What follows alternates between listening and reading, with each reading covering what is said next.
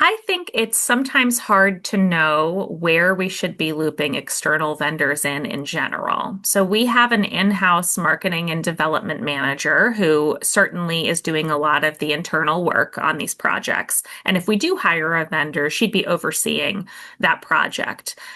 We use an external vendor when we do physical mailers, so direct mail campaigns. We also have a vendor working with our website and that type of digital marketing.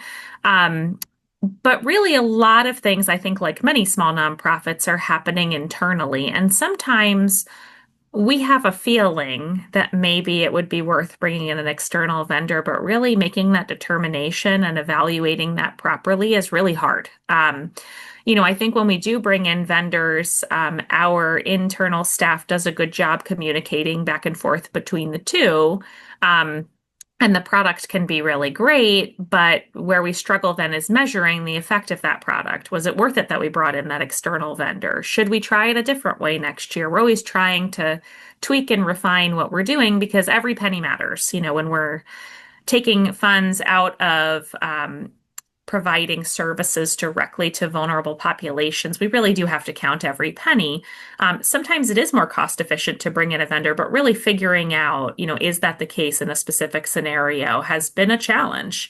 I think that I came from an organization that had a much, much, much larger marketing budget than the one we're currently working with. And there it was a little bit easier to take that risk. I think for us, taking a financial risk on a marketing or development project can be very costly if it goes wrong. And that can be a scary thing for a board of directors to see in a budget. So really, I think where we would benefit is having a better overall strategy as to how to identify which pieces do make sense to do in-house, and we probably should just continue to do them that way, and which pieces we do need to look at external vendors and then measure their effectiveness accordingly.